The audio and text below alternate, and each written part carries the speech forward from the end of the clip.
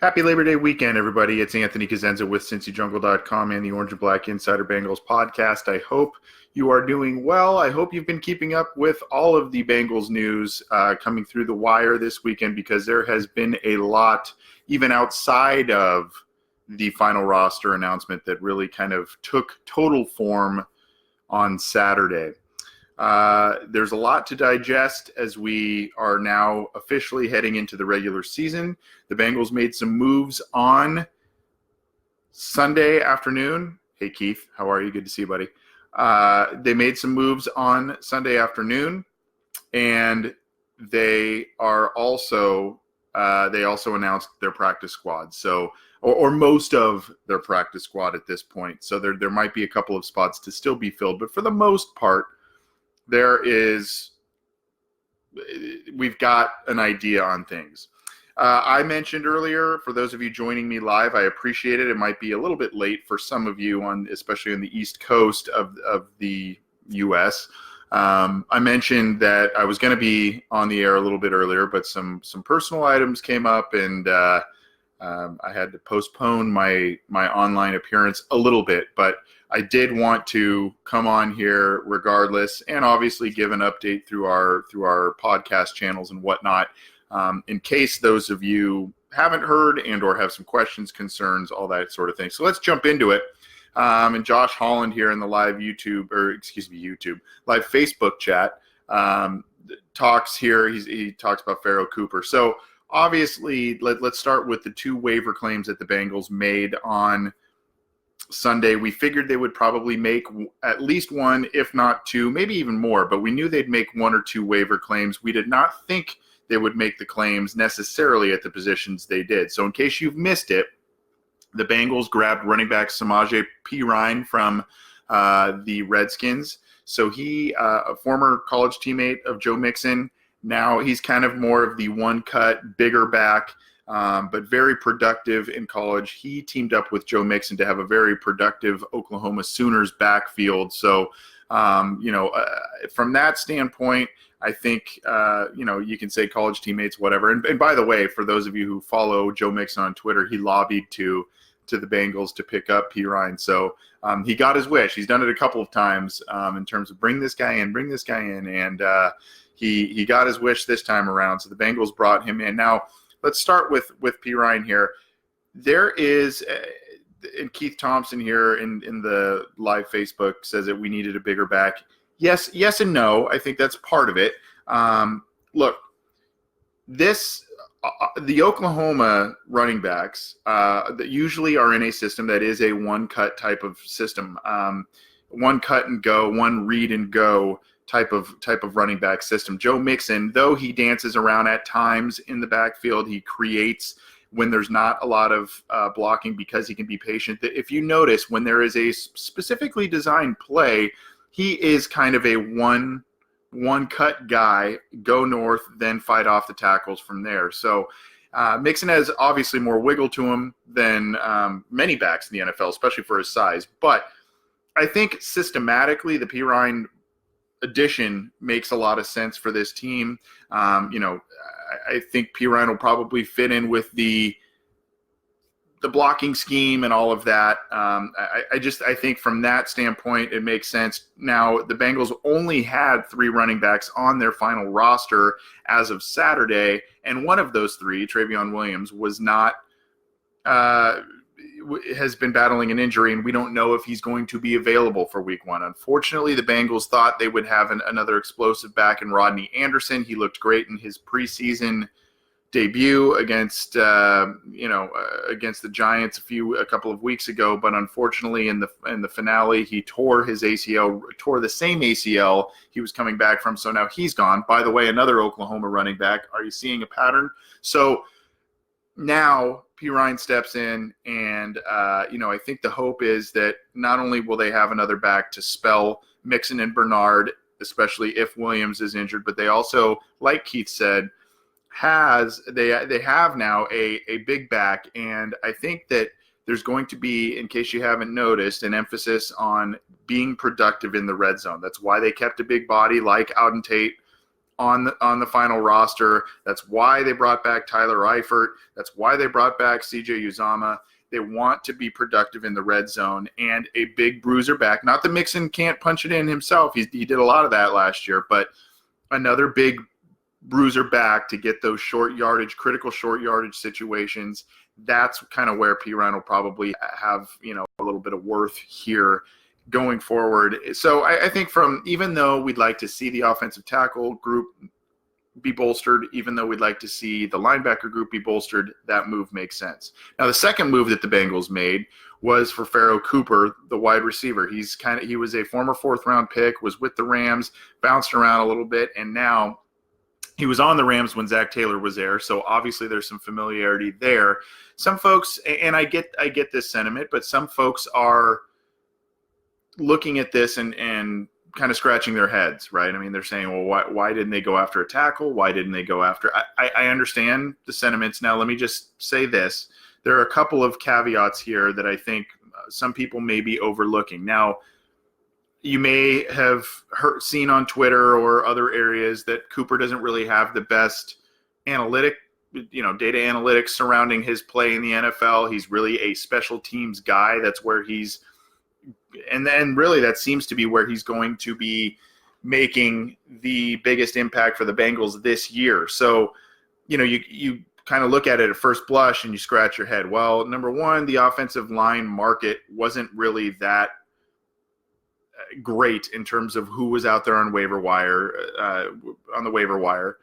Number two, linebackers. Yeah, there were a couple out there that could help you out, but I'm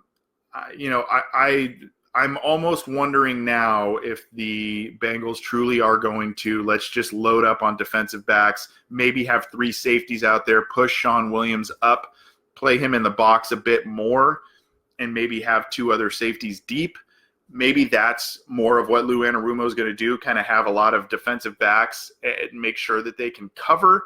Obviously, opposing tight ends have not been friendly to the Bengals over the years, and maybe that sort of system will help remedy some of those issues. It didn't seem to work in the preseason at least, but we know teams go vanilla. So linebacker help, maybe they got rid of a linebacker, and we'll get to that in just a second, to make room for these 2 additions. So I think that maybe they're not really valuing that position as highly as some of us are, or see it as much of a need as we do. So there's that facet.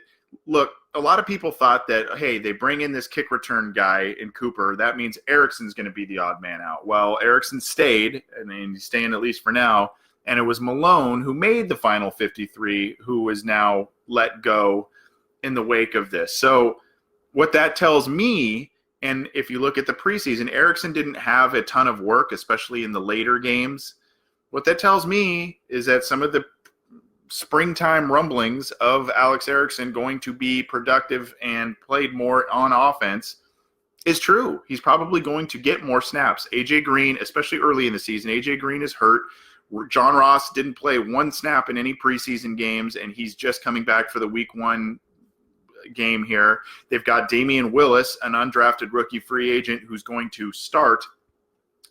They like what they see in him. They have confidence in him, but you do have to be at least a little bit wary of, relying heavily and having lofty expectations immediately for a player like that, even though he did play well in the summer.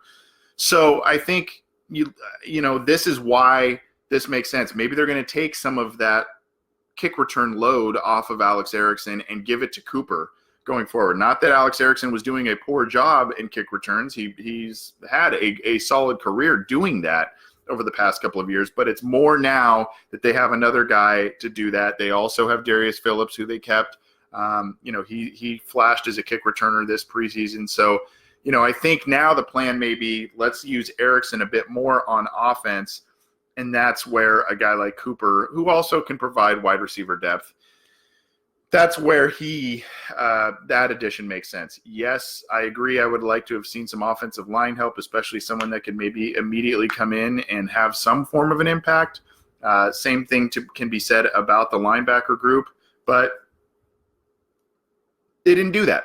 they felt that they need they need to get these two guys. That's what would have made this team better and moving, and they're moving in the right direction towards week one. Now, the one facet, I mentioned it, if you watched me yesterday and the other update podcast episode I did, the other facet is I still do not think this team is done in terms of additions, whether that means a trade, whether that means another waiver wire guy in season, that sort of thing.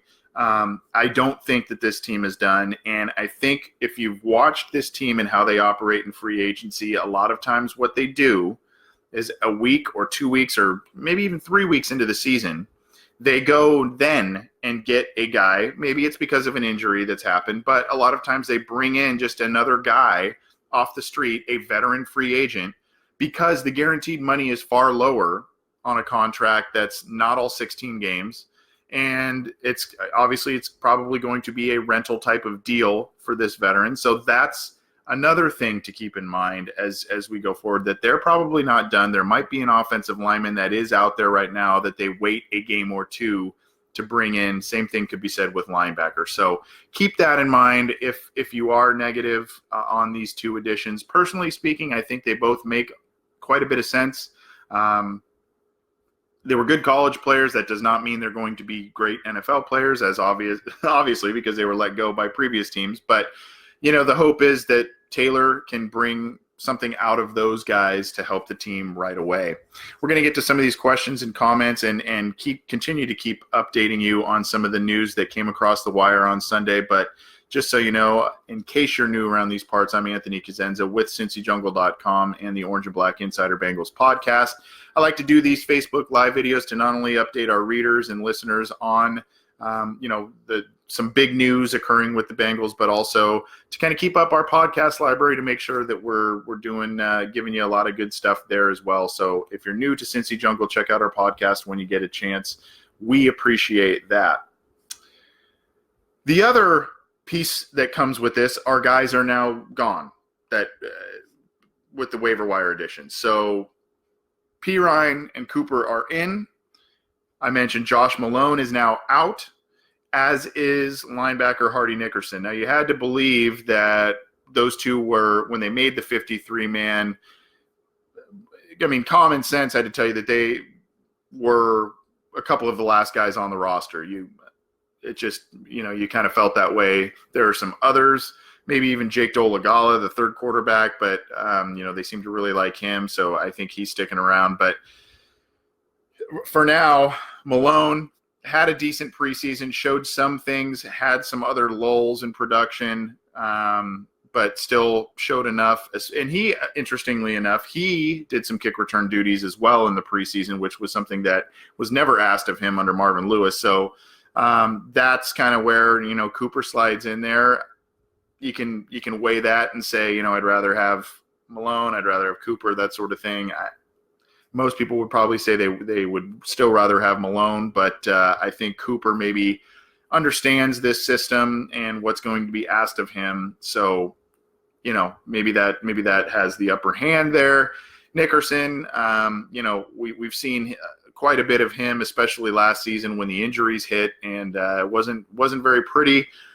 Did not really show marked improvement in the preseason. To some, including myself, I thought it was a shock that he made the 53-man roster, especially over Deshaun Davis, a very similar type of linebacker that this coaching staff drafted.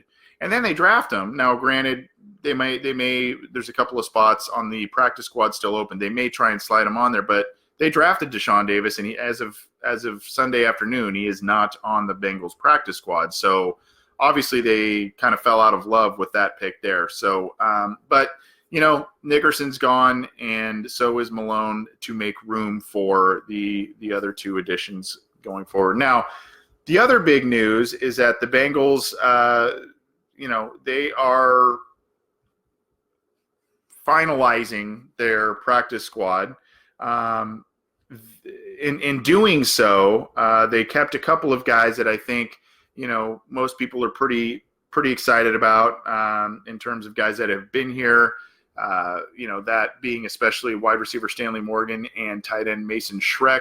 They were also able to keep Trayvon Henderson, who was a defensive back, and then some others. Moritz Boehringer, who does not, because he's an international player, does not count against the normal 10. So they're able to kind of keep 11, if you will, because they kept Moritz Boehringer. Cornerback Anthony Chesley, linebacker Noah Dawkins, running back Jordan Ellis, who had a pretty decent preseason, doing a lot of things, doing a lot of the dirty work in the preseason for the team. Tight end Jordan Franks. I mentioned Henderson, Morgan, and Shrek, and then offensive lineman Keaton Sutherland also. The Bengals also, it hasn't been officially announced by the team for one reason or the other, but they seem to be adding former Jets offensive lineman Wyatt Miller to the practice squad, who is an undrafted free agent this year too. So they've got most of those spots filled out. We'll probably have the official announcement by Labor Day Monday, and that's kind of where they're at with the practice squad. Again, the Bengals made 2 waiver claims. They got rid of 2 players, and then now they are setting up their practice squad. So things are more or less settled. Again, I still think probably a week or 2 down the road, this is probably going to be a team and a roster that is still being evaluated, and they may add a guy here or there, whether that's via trade, a free agent, that sort of thing. So do not be surprised if they're going to do that. Let's get to some of these comments before we get out of here. Paris Blair says, if Fedge, meaning Clayton Fedgelum, is going to be some kind of hybrid safety linebacker, I can accept that. He's underutilized, but it's very risky having only 4 linebackers. It is risky, especially with how hard that position group was hit with injuries last year. Preston Brown, Vontaze Burfict, Nick Vigil missed some time. So, I mean, there's 3 guys down right there as of last season, and, they are only carrying 4 this year. So very thin. I do expect them to probably make some sort of move. Who leaves from that, I don't know, but that's something to think about. I think they want to see more Williams in that linebacker safety hybrid, but they did a little bit of that in the preseason, and it didn't look that great when he did that. So maybe Fedgelum is more of a guy to do that. I think that having Darqueze Dennard on the PUP list really hurts this kind of overall plan, because I think you would be able to roll out Jackson, Kirkpatrick, B.W. Webb, and Dennard and be pretty comfortable. Dennard's, even though he's a corner, he's a pretty solid tackler. He's a well-built guy for that type of position. So, you would have liked to have seen him out there and help out in that regard. But I do agree it's risky, but hey, things couldn't be much worse on defense this year than they were last year, right? I mean, they were at the bottom of almost every major category. They had that historical run, dubious historical run of letting up yards and points, and it was not good last year. So, obviously that's not a glowing endorsement of anybody or anything, but it's nowhere really to go but up is kind of what I'm trying to say based on what we saw last year. Tim Campbell says, didn't Cooper come out of the same draft as Boyd? Yes, he did. Boyd was obviously the 2nd round pick of the Bengals that year. Cooper was in the 4th round to the Rams. But yes, they were in the same draft there.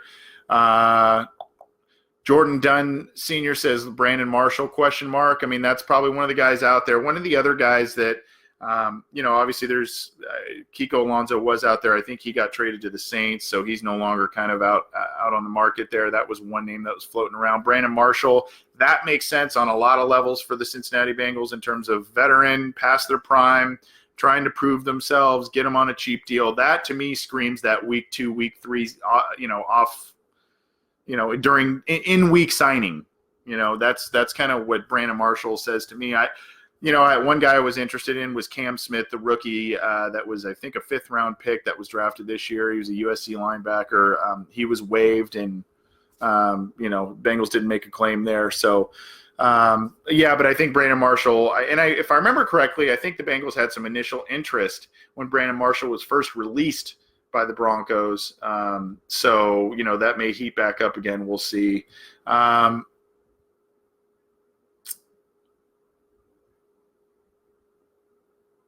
Jason Sears says definitely need to trade for a veteran O lineman. Yeah. I mean, there is if you look around the league and you hear kind of the talking heads recently, you'd have heard that there's really kind of a shortage of quality outside tackles in the league.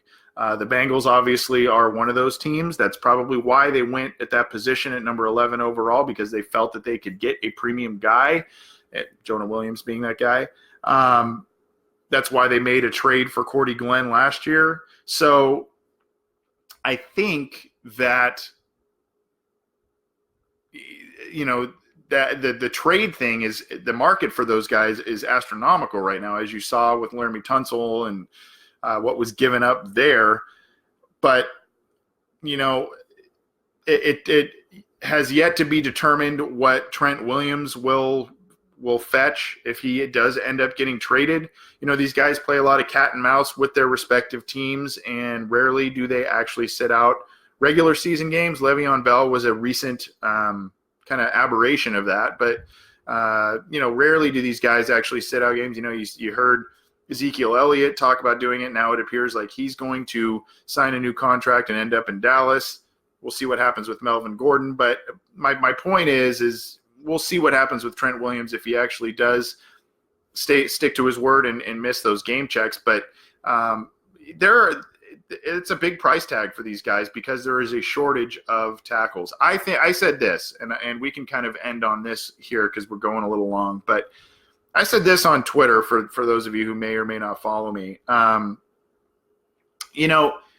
I threw out the notion of why as the Bengals would you not call Miami to at least ask about Laramie Tunsil, see what they would want, and see if that's in your plans. At that point, then the hope is you would have Tunsil, who was on a rookie deal. So it's relatively affordable. Would have 2 years left still on that rookie deal. And then you would get Jonah Williams back, and then you can bookend those guys. Then you have two pretty dang good young tackles. If Williams pans out and comes back healthy, you would have two very good tackles for the foreseeable future. Now, granted, the flip side of that is you would mortgage quite a bit of draft picks, draft capital, that sort of thing, because if you are going to go get a quarterback, or if you do not have the number 1 overall pick and you want to get a quarterback next year, that's going to hurt you. But my point is, with that notion, is that the Bengals need to figure out if they are going to continue the support Andy Dalton plan with a lot of different talent, and then you would make these types of trades for a Trent Williams, for a Laramie Tunsil, and give up that draft capital, which, by the way, the Bengals have not done very well recently in rounds 1 and 3 in particular in the draft. So you're sacrificing these draft picks that you're not really hitting on anyway, regardless. Or are you resigned to do what the Dolphins are set to do this year and tank and stockpile picks and really try and get a quarterback, whether that's this year, whether that's in 2021, whenever that is. I just think that this team needs to make a clear decision on that, because otherwise they're going to be stuck in this 6 to 8 win limbo with this new coach, and that's kind of doing a disservice for everybody. So it's either let's continue to prop up Andy Dalton, rebuild that offensive line, get him a lot of talent, and try and mimic what they did in 2015, 2013, those types of years, or we're going to start from scratch. We're going to totally rebuild and hoard our draft picks, try and get a Justin Herbert, a Tua, any of the kid from Clemson, any of those guys over the next couple of years. So my point in talking about that is these offensive tackles come at a high price, and because there's a shortage of them. So the Bengals, if you look at their roster right now, their tackle position is extremely thin, and their starting left tackle going into week 1 has been suffering from a concussion. So we have no idea what's going to happen there. There's been very little word on that. So you would have liked to have seen the Bengals maybe be a bit more aggressive, especially in the wake of the Jonah Williams injury, and with the fact that they have told us all offseason that they think they can win now. This isn't a rebuilding project under Zac Talyor. They think that if they stay healthy, they have enough pieces to win. So why not go out there and make a move for some of those guys if that's your plan. But they need to make a plan in terms of the quarterback position and the direction they're going, and then execute that plan from there. But we'll see if they execute a player trade. They've done it before. We'll see if they have add a free agent in season. They've done that many times before. So I don't know. There definitely still are some weak areas on this roster. That is for sure. But I think that most Bengals fans should look at this roster and say, you know what, this has Zac Taylor's thumbprint on it. This is a roster that really was built at almost every spot based on competitions being won in the preseason, based on performance, not tenure, not the fact that you're a rookie and, you got to earn your spot or, you got to bide your time. These spots were won by guys, regardless of their draft status, and if they were with the previous regime or not. I think you can look at this roster and safely say that, there was some solid decision making going on with the players that they had to work with. Thanks for joining us on this Sunday. Enjoy the rest of your Labor Day weekend. Keep it to cincyjungle.com for all the news, opinions, analysis, breaking news, injury news, all that good stuff. Keep it there. Check out our podcast, The Orange and Black Insider. We do stuff like this as well as a weekly show, fantasy football stuff. We do all kinds of stuff. So if you're new to it, check it out. Appreciate all the support. Appreciate you joining us. We'll talk to you soon.